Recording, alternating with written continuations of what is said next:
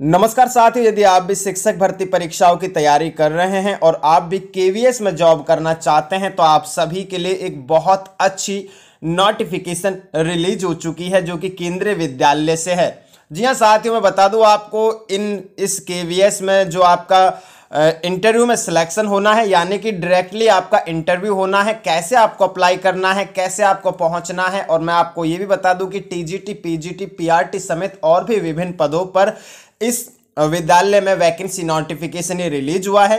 साथियों मैं बता दूं आपको, यदि आपने डीएलएड किया हुआ है, बीएड किया हुआ है, ग्रेजुएशन, पोस्ट ग्रेजुएशन यानी कि मास्टर्स डिग्री भी आपने की हुई है, टेट सीटेट भी किया हुआ है, तो भी आप आवेदन कर सकते हैं। ऑल स्टेट एलिजिबल है, मेल एंड फीमेल दोनों ही कैंडिडेट एप्लीकेबल है अप्लाई करने के लिए, यानी कि अप्लाई कर सकते हैं। और साथियों मैं ये भी बता दूं कि पर्सनल यानी कि इसमें जो आपका सिलेक्शन होना है वो आपका ओनली इंटरव्यू के बेसिस पर होना है। देख सकते हैं आप, अपियरिंग इन कॉन्ट्रेक्चुअल इंटरव्यूज, यानी कि आपका जो ये इंटरव्यू होना है ये साथियों कॉन्ट्रेक्चुअल लेवल पर आपकी वैकेंसी होने वाली है, यानी कि संविदा के आधार पर आपकी वैकेंसी है। ये कंप्लीटली जानकारी आपको बताने वाले हैं साथियों। सबसे इंपॉर्टेंट बात, यदि आप भी केवीएस में जॉब करना चाहते हैं तो साथियों बहुत अच्छा ये सुनहरा अवसर है। जी हाँ साथियों, जैसे ही परमानेंट पोस्ट आती है तो उनमें जैसे ही आप अप्लाई करते हैं तो आपका ये एक्सपीरियंस काफ़ी ज़्यादा आपको उसमें प्रायोरिटी देता है, प्राथमिकता देता है, और यानी कि प्रेफरेंस भी आपको बहुत अच्छा इसमें मिलता है। जी हाँ साथियों, बहुत अच्छा आपका इसमें एक्सपीरियंस होने वाला होता है।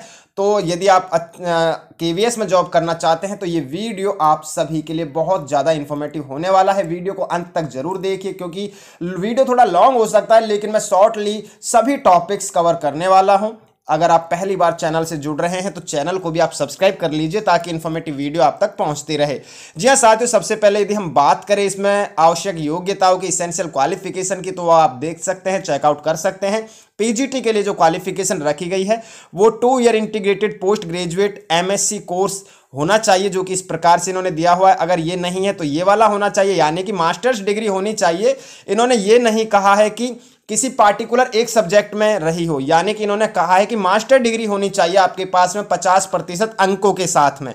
जी हाँ साथियों, यहां तक तो क्लियर हो गया।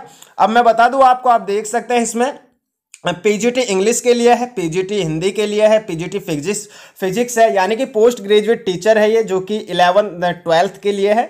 पीजीटी केमिस्ट्री है, पीजीटी इकोनॉमिक्स है, पीजीटी कॉमर्स है, पीजीटी मैथमेटिक्स है, पीजीटी बायोलॉजी है, पीजीटी हिस्ट्री है, पीजीटी ज्योग्राफी है, पीजीटी पॉलिटिकल साइंस। यानी कि कुल मिला के बात करें तो 11 सब्जेक्ट पे ये पीजीटी रिक्रूटमेंट निकली हुई है, जो कि इस प्रकार से आप चेकआउट कर सकते हैं, जो कि पोस्ट ग्रेजुएट लेवल पर है। ये आपकी इंग्लिश होनी चाहिए इसमें। साथ में इसमें अगर हिंदी के लिए अप्लाई करते तो हिंदी या फिर संस्कृत होनी चाहिए। फिजिक्स, इलेक्ट्रॉनिक्स, अप्लाइड फिजिक्स या nuclear physics, chemistry, biochemistry, economics, applied economics, business economics, masters degree जो कि इसमें मांगी गई है कॉमर्स में। और मैथमेटिक्स की बात करें तो इसमें मैथमेटिक्स, अप्लाइड मैथमेटिक्स इनमें से एक चल जाएगी। पीजीटी बायोलॉजी की बात करें तो botany, zoology, life sciences, biosciences, genetics, microbiology, biology, biotechnology, molecular biology, plant physiology, provided they have studied botany and zoology and graduation level, यानी कि आपने ग्रेजुएशन लेवल पर बोटनी एंड जूलॉजी पढ़ी होनी चाहिए। पीजीटी हिस्ट्री की बात करें तो हिस्ट्री मांगा गया है। पीजीटी जियोग्राफी की बात करें तो जियोग्राफी मांगी गई है।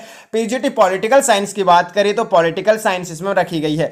साथ में बात करें इसमें जो एजुकेशन डिग्री इन्होंने रखी है तो मैं बता दूं आपको, बीएड यानी कि बैचलर ऑफ एजुकेशन इन्होंने मांगा है, जो कि आपके पास में मैंडेटरी होना ही चाहिए, क्योंकि इन्होंने मेंशन किया हुआ है तो होना ही चाहिए, जो कि मान्यता प्राप्त विश्वविद्यालय से होना चाहिए। इन्होंने कोई क्राइटेरिया ये नहीं रखा है कि मास्टर यानी कि बीएड में आपके पास में परसेंटेज कितने होने चाहिए, इन्होंने ऐसा इसमें मेंशन नहीं किया है। साथ में इन्होंने कहा है कि आपको जो पढ़ाना होगा वो हिंदी और इंग्लिश मीडियम में पढ़ाना होगा। ये बहुत अच्छा मौका है। बहुत से अभ्यर्थी इंग्लिश मीडियम, क्योंकि बहुत से अभ्यर्थी हिंदी मीडियम से पढ़े होते हैं तो वो इंग्लिश मीडियम के लिए अप्लाई नहीं करते हैं, लेकिन मैं आपको बता दूं यदि आप इंग्लिश से हैं तो भी आप अप्लाई कर सकते हैं, और यदि आप हिंदी से हैं तो भी आप अप्लाई कर सकते हैं। इसमें क्लियरली मेंशन किया गया है। बेसिक नॉलेज तो आपको कंप्यूटर की होनी हो सभी को होती है, वो तो आपको भी होगी, ऐसी बात नहीं। इसमें डिजायरेबल क्वालिफिकेशन में रखा गया है नॉलेज ऑफ कंप्यूटर एप्लीकेशन आपके पास में होनी चाहिए। यहां तक तो पीजीटी मैंने क्लियर कर दिया। अब बात करें हम, ये देख सकते हैं साथियों, एक एक सब्जेक्ट के लिए हर प्रकार से इन्होंने एसेंशियल क्वालिफिकेशन रखी है, जो कि पीजीटी कंप्यूटर साइंस के लिए रखी गई है, जो कि इस प्रकार से है। एक ये सारी क्वालिफिकेशन आपके पास में होनी चाहिए, यानी कि इनमें से एक क्वालिफिकेशन भी यदि आपके पास में है तो आप कंप्यूटर साइंस के लिए अप्लाई कर सकते हैं, जो कि एक बार आप क्लियरली देख सकते हैं। बीई यानी कि bachelor of engineering, BTech, bachelor of technology, इस प्रकार से, यानी कि आपके पास में मास्टर्स में किया हो आपने तो भी एप्लीकेबल है। यदि आपने जो कि बैचलर डिग्री की हुई है तो भी एप्लीकेबल, लेकिन आपके पास में टेक्निकल क्वालिफिकेशन होनी चाहिए कंप्यूटर साइंस के लिए यदि आप अप्लाई करते हैं तो। जी हाँ साथियों, यहाँ तक तो क्लियर कर दिया। अब बात करें टीजीटी के लिए, ट्रेंड ग्रेजुएट टीचर के लिए, तो 4 ईयर इंटीग्रेटेड डिग्री कोर्स आपके पास में होना चाहिए रीजनल कॉलेज एजुकेशन से, और साथ में 50% मार्क्स आपके रहे होने चाहिए। यदि ये नहीं है तो बैचलर डिग्री होनी चाहिए 50% अंकों के साथ में। इसमें भी सेम क्राइटेरिया रखा गया है 50% अंकों का, जो कि ये टीजीटी है, ट्रेंड ग्रेजुएट टीचर। अब बात करें इसमें किस किस सब्जेक्ट पर वैकेंसी है, तो आप देख लीजिए, टीजीटी इंग्लिश है, टीजीटी हिंदी है, टीजीटी सोशल स्टडीज है, टीजीटी साइंस है, टीजीटी संस्कृत है, टीजीटी मैथ्स की वैकेंसी है। बात करें इसमें आप तो इस प्रकार से आप इसे जरूर पढ़ लीजिएगा। इंग्लिश की बात करें तो English as a subject all 3 years, यानी कि 3 सालों तक आपके पास में इंग्लिश सब्जेक्ट रहा होना चाहिए ग्रेजुएशन में। टीजीटी हिंदी की बात करें तो सेम उन्होंने वही क्राइटेरिया दिया है जो कि इंग्लिश सब्जेक्ट के लिए दिया हुआ है। बात करें टीजीटी सोशल स्टडीज की तो इन्होंने कहा है कि एनी 2 ऑफ द फॉलोइंग, यानी कि इनमें से 2 आपके पास में रहे होने चाहिए, जो कि इस प्रकार से है, मैं आपको बता देता हूं। हिस्ट्री है, जियोग्राफी है, इकोनॉमिक्स एंड पॉलिटिकल साइंस है। Which one must be either history या जियोग्राफी, यानी कि इनमें से एक सब्जेक्ट आपके पास में रहा होना चाहिए जो कि ग्रेजुएशन लेवल के लिए है। बात करें टीजीटी साइंस की तो इसमें बॉटनी, जियोलॉजी एंड केमिस्ट्री मांगा गया है, इनमें से एक तो होना ही चाहिए। साथ में बात करें टीजीटी संस्कृत की तो Sanskrit as a subject in all the 3 years, यानी कि आपने सब्जेक्ट के तौर पर आपने 3 साल तक संस्कृत पढ़ा होना चाहिए। साथ में बात करें मैथ्स के लिए तो इसमें भी आप देख लीजिएगा इस प्रकार से, physics, chemistry, electronics, computer science, statistics, जो कि ये इनमें से एक होना चाहिए। साथ में बात करें इसमें बीएड क्वालिफिकेशन मांगी गई है, जो कि मैंडेटरी रखा गया है। बैचलर ऑफ एजुकेशन मैं पहले भी बता चुका हूं। पीजीटी के लिए तो सेम वही क्राइटेरिया इन्होंने इसमें भी रखा है। बीएड में भी कोई इन्होंने परसेंटेज की इन्होंने एलिजिबिलिटी नहीं रखी है, तो उसी प्रकार से बात करें इसमें एक एलिजिबिलिटी इन्होंने बढ़ा दी है जो कि सीटेट को लेकर के है। जी हाँ साथियों, सीटेट पेपर 2 आपका क्वालिफाई होना चाहिए इन्होंने मांगा है, और उसी प्रकार से हिंदी और इंग्लिश दोनों में आप पढ़ा सकेंगे, यानी कि इनमें भी आप दोनों में आप पढ़ा सकेंगे। नॉलेज ऑफ कंप्यूटर एप्लीकेशन इसमें भी आपका मांगा गया है। ये तो होगी टीजीटी क्लियर। अब बात करें इसमें बाकी की जो इन्फॉर्मेशन इन्होंने दी हुई है वो इस प्रकार से आप देख लीजिएगा कि किस प्रकार से इन्होंने टीजीटी सोशल स्टडीज के लिए कैसे कैसे इन्होंने क्वालिफिकेशन रखी है, जो कि आप देख लीजिए। जियोग्राफी में जैसे कि 50% मार्क्स रहे होने चाहिए, यानी कि इन्होंने कंप्लीटली डिटेल इन्होंने क्वालिफिकेशन को लेकर इसमें मेंशन की है। तो एक बार जरूर आप चेकआउट कर लीजिएगा साथियों, क्योंकि साथियों यदि आप फॉर्म को फिल करते हैं तो आप कंप्लीटली वीडियो तो पूरी देख लेते हैं, लेकिन आप इसकी जो नोटिफिकेशन है उसे कंप्लीट नहीं पढ़ते, तो उसे जरूर पढ़िएगा, क्योंकि फॉर्म रिजेक्ट भी हो जाता है जब आप आधी अधूरी जानकारी लेते हैं और उसके बावजूद आप फॉर्म अप्लाई कर देते हैं। तो एक बार कंप्लीटली इनकी जो टर्म्स एंड कंडीशंस होती है उन्हें भी एक बार आप जरूर चेकआउट कर लीजिएगा। जी हाँ साथियों, अब बात करें हम पीआरटी के लिए तो इन्होंने रखा है पीआरटी के लिए सीनियर सेकेंडरी होनी चाहिए, यानी कि 12th आपके पास में क्लियर होनी चाहिए 50% मार्क्स के साथ में।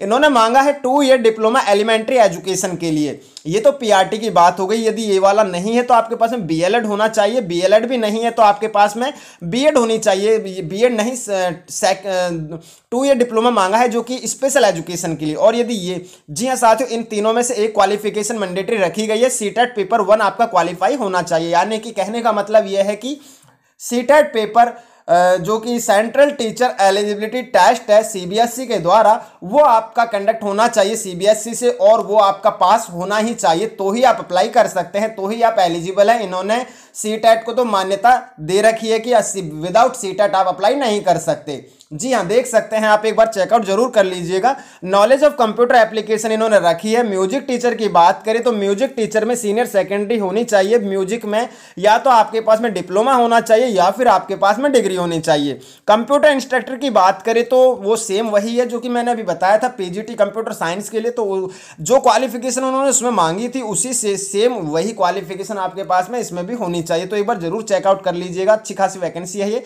स्पेशल एजुकेटर की बात करें तो स्पेशल एजुकेटर में आप देख सकते हैं कुल मिलाकर के इन्होंने जो कि दी हुई है साथियों, इसमें लगभग लगभग मैं बता दूं आपको, इन्होंने 10 या 12 क्वालिफिकेशन दी हुई है। 12 इनमें से एक क्वालिफिकेशन स्पेशल एजुकेटर के लिए आपके पास में होनी चाहिए, जो कि इस प्रकार से देख लीजिए। स्पोर्ट्स कोच की वैकेंसी है, योगा इंस्ट्रक्टर की है, काउंसलर की वैकेंसी है, डॉक्टर की है, नर्स की है, आर्ट एंड क्राफ्ट इंस्ट्रक्टर की है, 4 सेल्फ डिफेंस गर्ल्स कोच की भी है और 4 अपेयर्ड एम्ब्रॉयडरी टीचर की भी वैकेंसी है। जी हाँ साथियों, ये तो हो गई टीचिंग की बात। अब बात करें वैकेंसी नोटिफिकेशन कहाँ से रिलीज हुआ है, तो वो एक बार हम चेकआउट कर लेते हैं।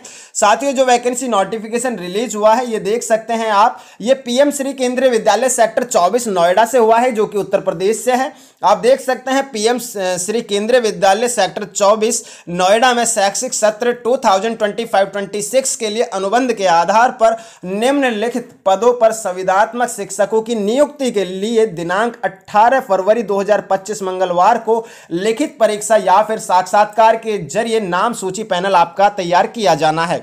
तो उसी प्रकार से आप चेकआउट जरूर कर लीजिएगा। देख लीजिए आप एक बार पंजीकरण का समय व स्थान इन्होंने दिया हुआ इस प्रकार से, प्रातः सुबह 8 बजे से 9:30 बजे तक। स्थान है केंद्रीय विद्यालय सेक्टर 24 नोएडा। आप देख सकते हैं मैं पहले ही बता चुका हूं, इन पदों की इस बात कर चुका हूं, और यहां तक कि जो इन्होंने सब्जेक्ट रखे हैं वो भी सब्जेक्ट इसमें आप चेकआउट जरूर कर लीजिएगा। ये शॉर्ट नोटिस दिया हुआ जो कि मैं आपको बताऊंगा।